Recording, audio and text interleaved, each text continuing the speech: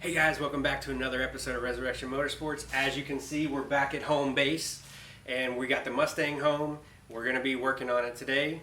We're going to work on trying to address this oil leak that's coming out of the passenger side head. Now this is a completely rebuilt motor. It has, until the last video, this motor had not ran since being rebuilt. So the fact it's got a slow leak out of the passenger side head, we're really hoping it's just that one of the head bolts is not torqued correctly, and then maybe once we get it torqued correctly, that'll prevent the leak from happening. It'll seal the surfaces and the motor doesn't have to come out again.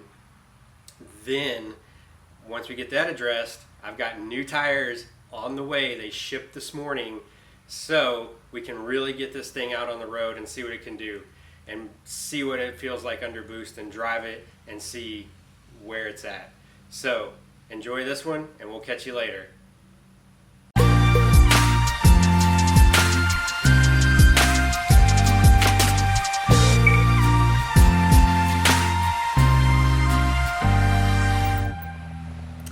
Alright everybody, what you saw me do was I just removed these 10 13mm bolts. There's 4 on the top, I don't know, and then there's 4 more on the bottom here that you can see.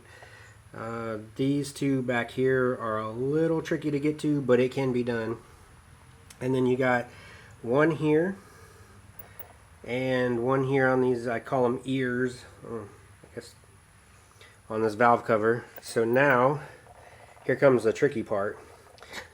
The fuel lines, these braided lines back here, connect to the fuel rail. Let's see if I can get in here where you can see this. Come on, camera. There's an elbow right there. You can actually see on the valve cover right there where these fuel lines have rubbed the powder coat off because it's such a tight fit. So the tricky part is going to be getting the valve cover off without having to loosen that fuel line, and that may or may not happen. I don't know yet. I've seen some other videos, people said it's possible. They obviously didn't have the steel braided fuel lines with the AN fittings and all that. This was on factory cars, but we'll see what happens. Alright guys, as you can see, I was able to get the valve cover off with the motor in the car, so that is a huge benefit. Don't have to pull this motor again. Everything looks good in here. I'm going to clean up this RTV here, get that out of the way, get it replaced, and hopefully get these valve cover back on, check these head bolts, get the valve cover back on, and be on our way. I believe the oil leak may have been coming from this gasket. I'm not 100% sure. It doesn't look the best, but we'll see what happens. Anyway, tip for you guys. At the end of this head, right here, let me see if I can get this camera in here, the heater hose right there was hitting the back side of the valve cover. I don't know if this is the correct installation of the heater hose. I haven't personally worked on this. There is a 3-way that's been added there, it looks like. The guy who put the motor in for me originally, he did do a head cooling mod supposedly. So I believe that may be what that is for the head cooling mod on the back of the driver's side head, because these motors are notorious for overheating back there. So I had to get a pry bar, push that out of the way, and if you can see where these paper towels are at, I had to disconnect that fuel line right there because that fuel line was in the way as well. Got all that taken off. That paper towel is actually soaked in gas now, because I also had to I unbolted the passenger side motor mount and kind of tilted the motor over to get clearance past this shock tower and this AC line. Yes, this car still has AC and should be functional AC by the time it is 100% complete. So that is a nice thing about this particular turbo kit. I got to keep AC. I believe the feels like temperature today is 104 last time I checked, and possibly rising. It is hot as crap out here today. So anyway guys, that's it. We're going to dive back into it. We're going to check these head bolts and get this valve cover back on. See you on the back end. Alright guys, as as you can see, we're driving. We're not in the shop. The Mustang's not around. We are headed to O'Reilly. As you guys know, this project car has been 5 years in the making, and the valve cover gasket set that I bought from O'Reilly for a 2004 Ford Mustang Mach 1 32 valve 4.6 liter did not fit. Now, at this point, I'm not sure what valve covers are on this car because it wasn't documented. I'm not sure.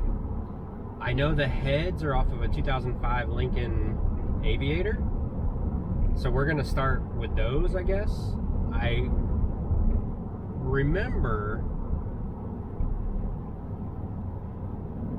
feel like I remember, I should say, let's correct that, having the valve covers from my factory motor powder coated. And I know the coil on plug covers are the ones that I had powder coated because obviously they're bright orange. I don't know where these valve covers came from. I don't know if they're the valve covers that came on the Aviator heads. Now, I did a Google search, and everything I read said that all of the 4-valve covers are the same, supposedly. But I'll show you pictures of how much bigger the valve cover gasket was from the Felpro set that I bought for the 2004 Mach 1 as opposed to the valve covers that I have. So fortunately, I live pretty close to O'Reilly. I'm gonna get in here and I'm taking the valve covers with me and we're gonna figure it out. Me and these parts guys, we're gonna figure it out.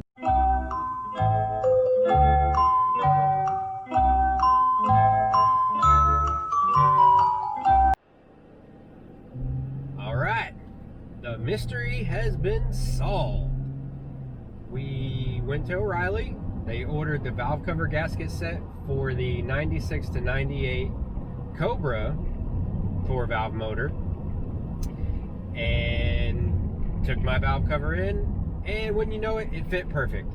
So I don't know when the valve covers were swapped out on this car. I don't remember picking up a set of 96 to 98 valve covers. But it is what it is. We got the right gasket and we're ready to get on it and get them back on the car. So now that we've got that done, we can get these back on and we're ready to go. While you guys watch that, I'm gonna enjoy my basic pumpkin spice latte and I'll see you at the end. All right, everybody.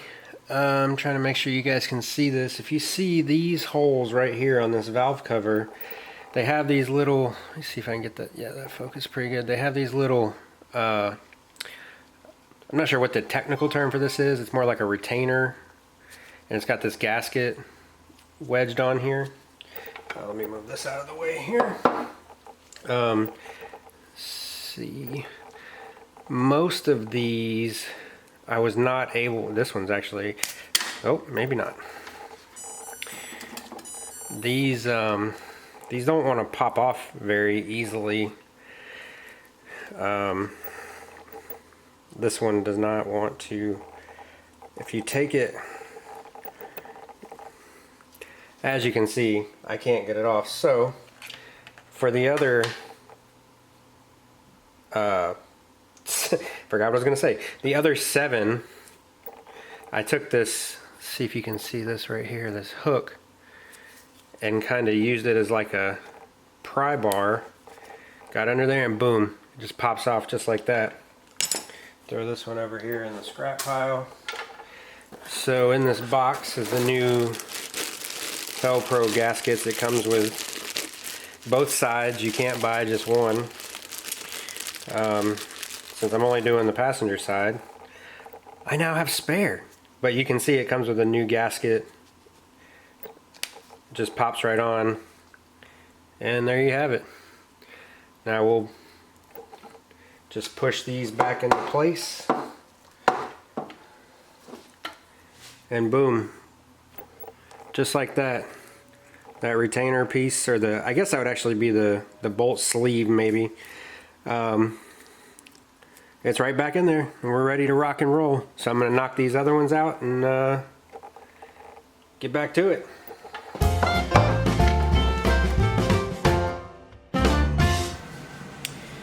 Alright, so we got those bolt sleeves all knocked out with the little gaskets. And we have the new valve cover gasket in, and as you can see, it's already proved my point that I was getting ready to make. It doesn't stay in the valve cover very well. All I did was turn it over and it falls right out. So we're going to take this, get this out of the way, and we're going to take some wheel bearing grease, a little bit here, run it down in here in this groove to give it something to stick to, and hopefully that should hold it in place for us. So we'll get this thing all filled in with the grease here. Hopefully, let's see if you can see that. I'm just going to put a small thin layer down in that groove. That should keep the valve cover in place, and we're ready to put it back on the car. So we're going to get into it.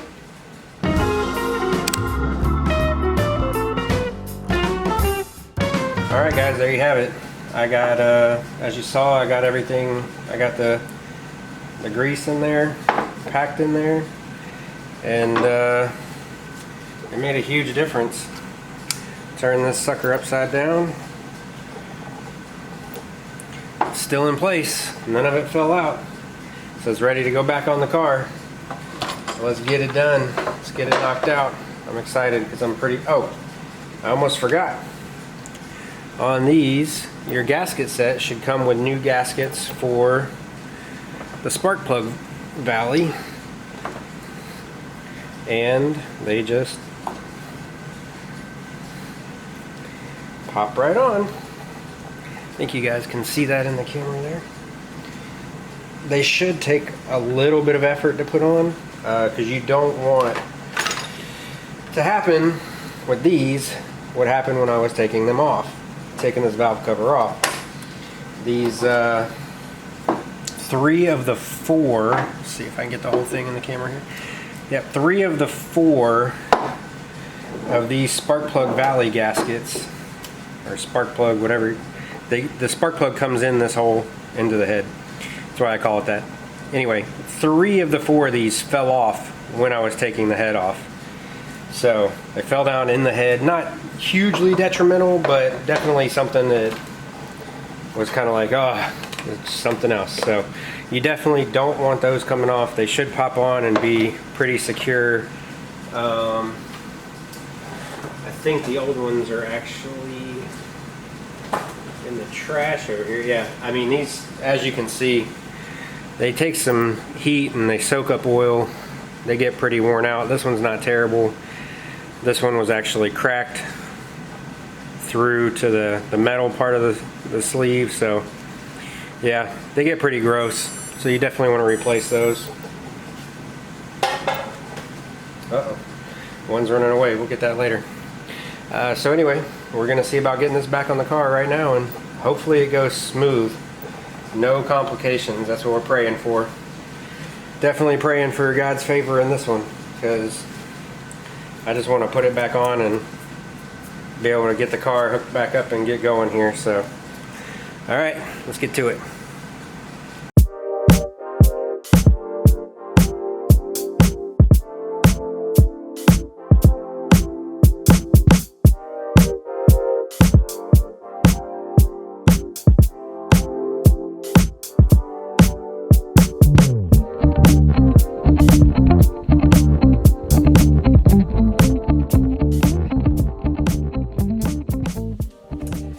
Hey, Okay, so you guys saw it. We knocked that valve cover out, got everything buttoned up, put back together. We're ready to let the RTV sit and get set, or whatever you call it.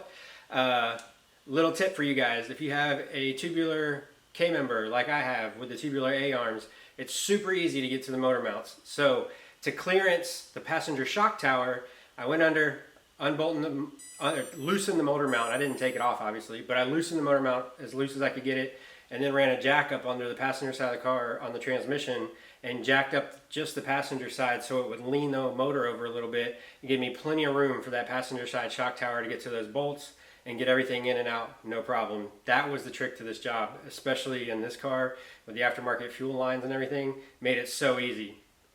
So if you're doing this job and you have a tubular K-member and A-arms, I would definitely suggest doing that because it's super easy to get to. We got the tires in. We're ready to get those on the car. They came in a couple days ago, I think. So can't wait to get those on because then we can actually drive this thing. Right now it's actually got a flat on the driver's side rear tire because who knows, the tires are 5 years old at minimum. So get those taken care of and get the body panels put on and we're ready to go. If you like this video, hit the thumbs up. If you liked what you see in this video and you want to see more like it, subscribe to the channel and ring the bell.